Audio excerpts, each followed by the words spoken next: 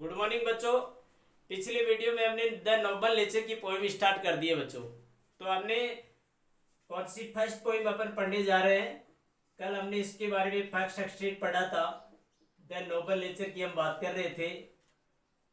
ये हमने पढ़ा था, उत्तम स्वभाव की बात कर रहे थे। ये पोएम कल हमने स्टार्ट की थी। तो हमने एक एक्सट्रेट पढ़ा था बच्चों, और कल थोड़ी सी मिस्टेक आई थी कि हमने जो बेन जोन्सन जो पोइट है वो हमने ये बताया था कि कुमुदनी का फूल और लिली के फूल से कंपेयर करके बता दिया था। उस करेक्शन को ठीक कर लें। जो बेन जोन्सन है वो लिली, लिली का मतलब ही कुमुदनी का फूल होता है, और एक हो गया ओक ब्लूथ का पेड़। अब इन दो भौतिक संसाधनों से मनुष्य के जीवन काल से तुलना करता है। ओक की लिली का पेड़ होता है वो मात्र एक दिन के लिए खिलता है और खिलकर नष्ट हो जाता है और लोगों को से प्रसन्नता दे जाता है। इसी प्रकार से ओक का पेड़ होता है, कल आपने पढ़ा, जिसकी एज होती है वो 300 ईयर्स होती है। फिर भी वो श्रेष्ठ कार्य, उससे हमें कोई फायदा नहीं होता, कोई लाभ नहीं मिलता। आखिर में एक लट्ठे के रूप में सूख कर मुरझा कर जमीन पर गिर जाता है और उसका अस्तित्व खत्म हो जाता है। ठीक उसी प्रकार से मनुष्य के जीवन की, जैसे मनुष्य लिली के पेड़ की जो तुलना फूल से तुलना की गई है वो मनुष्य के अल्पकालीन जीवन से की गई है, और ब्लूथ के पेड़ की तुलना मनुष्य के दीर्घकालीन जीवन से की गई है। तो कहने का तात्पर्य यह है बेन जोन्सन का, वो कहते हैं कि मनुष्य अपने अल्पकालीन जीवन में अस्तित्व में रहकर श्रेष्ठ कार्य करता है तो उसका जीवन श्रेष्ठ बन जाता है और लोगों को प्रसन्नता और खुशी दे जाता है। ठीक उसी प्रकार से जो बलूत का पेड़ होता है वो उसी प्रकार से मनुष्य का जीवन यदि दीर्घकालीन अवधि तक रहता है और वो यदि समाज देश के लिए कोई भले का काम नहीं करता है और उसका जीवन काल अधूरा रह जाता है, अर्थात लोग उसी गुणों का कोई बखान नहीं करता बच्चों, करते हैं। तो इस प्रकार से हम अगला जो एक्सट्रेट पढ़ने जा रहे हैं, आज अगला जो एक्सट्रेट अपन पढ़ेंगे वो देखिए बच्चों। तो इसका देखो, अगला एक्सट्रेट है a lily of a day, a lily of a day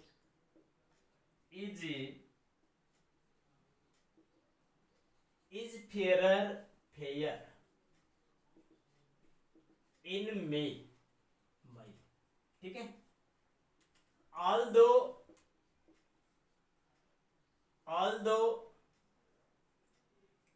it fall and die that night। ये देखिए, अब आगे देखिए, it was the plant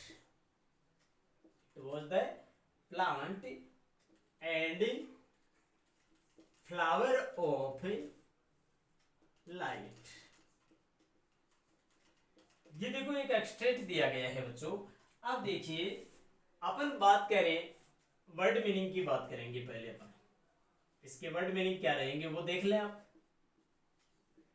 तो देखो, लिली, सबसे पहले लिली कल आपने पढ़ा एक काइंड ऑफ फ्लावर होता है, एक काइंड ऑफ फ्लावर हो गया, यानी कुमुदनी का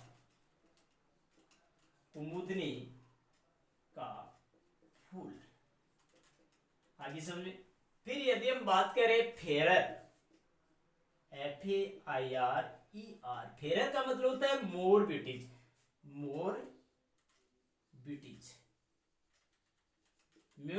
का मतलब होता है ज्यादा सुंदर, जिसको अपन ज्यादा श्रेष्ठ भी कह सकते हैं। आज तो यद्यपि फॉल का मतलब होता है गिरना, फॉल का मतलब गिरना। डाई का मतलब होता है मरना। अब इट वॉज द प्लांट का मतलब पौधा, फ्लावर यानी फूल, लाइट का मतलब होता है प्रकाश। अब बच्चों यदि हम इसकी बात करें, ये जो एक्सट्रेट है, देखो ये कह रहा है a lily of a day, एक कुमुदनी का फूल होता है वो एक दिन के लिए खिलता है, इस फेयर ज्यादा श्रेष्ठ होता है, ज्यादा सुंदर होता है फेयर इन मई, मई के महीने में। क्या कहना चाह रहे हैं कि मात्र लिली का फूल होता है वो मात्र एक दिन मई के महीने में खिलता है और वो ज्यादा श्रेष्ठ होता है। किससे? बलूत के पेड़ से। Although it fall and die that night, यद्यपि ये उसी रात को गिर जाता है, वो नष्ट हो जाता है या मर जाता है। और इट वॉज द प्लांट, ये पौधा एंड फ्लावर जो फूल है ऑफ लाइट, और प्रकाश देता है। फिर भी मात्र एक रात, फिर उसी रात को गिर कर मर जाता है, फिर भी ये जो पौधा और जो फूल होता है ये प्रसन्नता का प्रतीक होता है, अर्थात लोगों को खुशी दे जाता है। कहने का मतलब है ये किससे, लिली के पेड़ की तुलना किससे की गई? बलूत के पेड़ से। इसका और ये कह रहा है कि मात्र एक दिन के लिए खिलने वाला, मई के महीने में मात्र एक दिन के लिए खिलने वाला जो कुमुदनी का फूल होता है बच्चों, वो बलूत के पेड़ से ज्यादा श्रेष्ठ होता है। मात्र वो रात को गिर जाता है, नष्ट हो जाता है, फिर भी लोगों को वो प्रसन्नता दे जाता है, प्रकाश दे जाता है। इस प्रकार इसको प्रकाश का घोतक माना गया है, प्रतीक माना गया। ठीक उसी प्रकार से मनुष्य जीवन जो होता है, यदि वो अल्पकालीन अवधि के लिए उसका अस्तित्व रहता है तो क्या है, फिर भी वो लोगों के लिए श्रेष्ठ कार्य करता है, तो उसका जीवन श्रेष्ठ माना गया है। ओके बच्चों, अब ये हो गया दूसरा स्टेट। समझ में आ गया होगा? ये आप लिख रहे होंगे, ये 2 नंबर लगा लेना आप यहाँ पर, ये दूसरा स्टेट हो गया। अब देखो अपन बात करेंगे आगे वाले स्टेट की, 3 नंबर स्टेट की अपन बात करें। देखना इसका जो तीसरा स्टेट है वो पढ़े आप, 3 नंबर लगा लो। In small proportion,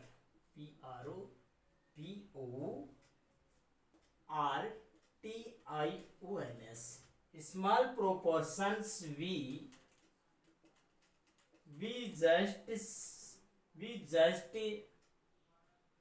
British see. फिर अगला है and in short measures life में परफेक्ट भी,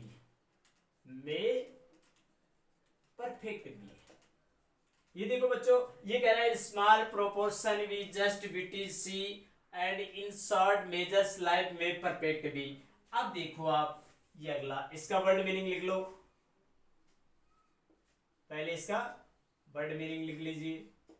चलो, स्मॉल प्रोपोर्शन, प्रोपोर्शन का मतलब क्या होता है बच्चों? PROPORTIONS, प्रोपोर्शन का मतलब होता है साइज, आकार। ठीक है, ये हो गया। अब देखो ब्रिटिश का मतलब जानते हो आप, सुंदरता होता है। शॉर्ट का मतलब यहाँ अल्प से लिया जाएगा, अल्प। और मेसर्स का मतलब होता है MEASUR, मेसर्स का मतलब होता है अवधि से लिया जाएगा, जिसको अपन पीरियड भी कर सकते हैं। आगे समझ में। और परफेक्ट जो आएगा उससे हम पूर्णता से लेंगे, इसका अर्थ होता है पूर्ण। आगे समझ में। अब देखिए बच्चों, इसको अपन पढ़ेंगे। इन स्मॉल प्रोपोर्शन मतलब एक छोटे से आकार में भी वी जस्ट ब्रिटिश सी, कि हम सुंदरता देख सकते हैं। कि मात्र एक छोटे से आकार में भी, जैसे लिली का पेड़ एक छोटे से आकार में होता है और फिर भी वो हमें प्रसन्नता दे जाता है, ठीक उसी प्रकार से एक छोटे से मनुष्य का जीवन एक छोटे से आकार में होता है, अल्पकालीन अवधि के लिए होता है। भले उस साइज में छोटा हो, फिर भी वो हमें सुंदरता देते हैं, श्रेष्ठता देता है, श्रेष्ठ कार्य करता है। इन शॉर्ट मेजर्स लाइफ में परफेक्ट में, शॉर्ट मेजर्स का मतलब होता है इस अल्पकालीन जीवन काल में परफेक्ट भी, पूर्ण बन सकता है। कहने का मतलब एक छोटे से आकार भी हमें सुंदरता देता है, और ये छोटा सा आकार जो होता है उसका अल्पकालीन जीवन भी पूर्ण बन सकता है, श्रेष्ठ बन सकता है बच्चों। तो कहने का मतलब क्या हुआ, चाहे लिली का पेड़ एक छोटे से आकार में था, एक दिन के लिए मात्र खिलता है और इस छोटे से जीवन काल में भी वो पूर्ण बन जाता है, लोगों को प्रसन्नता दे जाता है। और जबकि बलूत का पेड़ है वो 300 ईयर्स तक अपना अस्तित्व में रहता है, फिर भी आखिर में वो लंबे लट्ठे के रूप में सूख कर मुरझा कर गिर जाता है। वो इससे हमें कोई बेनिफिट नहीं होता, लाभ नहीं होता। ठीक इन दोनों भौतिक संसाधनों की माध्यम बनाते हुए बेन जॉनसन हमें समझाना चाहते हैं इस कविता के माध्यम से कि मनुष्य का जो जीवन है लिली की तुलना अल्पकालीन जीवन से की गई और ओक बलूत के पेड़ की तुलना दीर्घकालीन जीवन से की गई मनुष्य के। तो कहने का मतलब है जो व्यक्ति अल्पकालीन जीवन में छोटी सी अवधि में श्रेष्ठ कार्य करता है तो उसका जीवन पूर्ण माना गया है, और कोई व्यक्ति चाहे वो आकार में बड़ा हो, यदि श्रेष्ठ कार्य नहीं करता, देश दुनिया और समाज के लिए कोई अच्छा भला काम नहीं करता, तो उसका जीवन अधूरा माना गया है। अर्थात लोग उसे याद नहीं करते, लोग उसके श्रेष्ठ कार्यों को, कोई भी श्रेष्ठ कार्य वो करता ही नहीं तो याद कैसे करेंगे। तो 300 साल रहने के बावजूद भी उसका जीवन निरर्थक माना गया बच्चों। तो ये हो गई आपका द नोबल नेचर की पोइम कंप्लीट हुई।